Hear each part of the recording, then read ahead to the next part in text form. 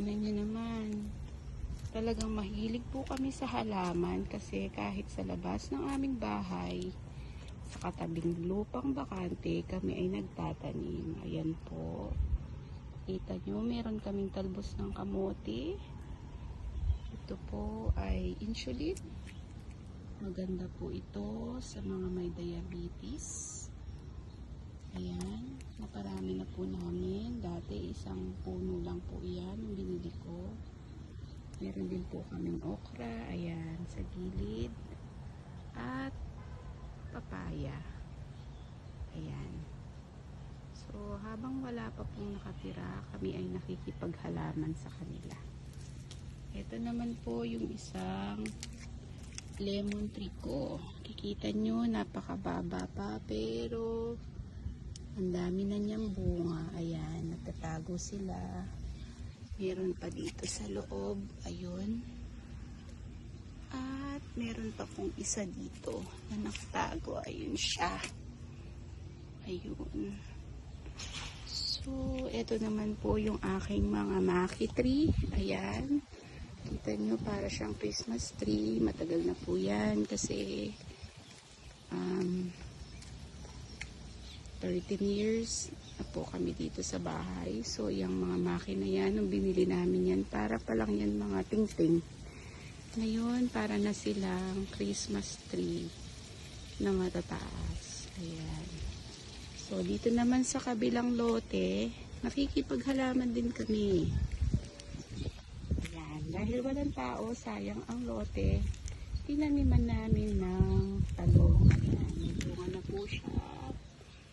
Makikita nyo, marami po kaming tanim na talong.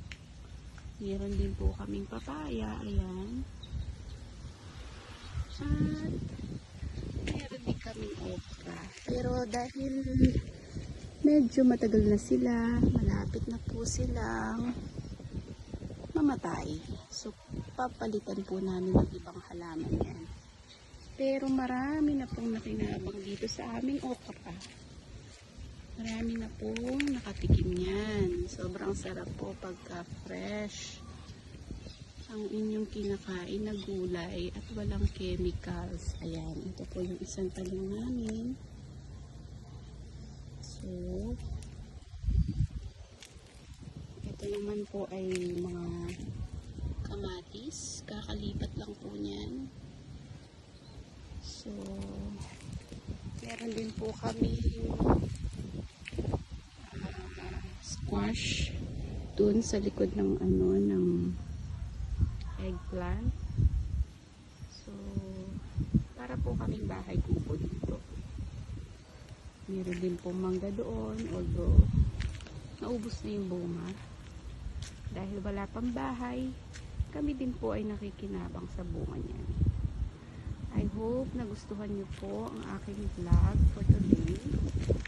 So, next time, tuturuan ko naman po kayo kung paano ang mag-propagate ng mga halaman. Ayan, kung makikita nyo po, napakaganda ng inyong bahay pag kayo ay maraming halaman. Napakagandang tignan.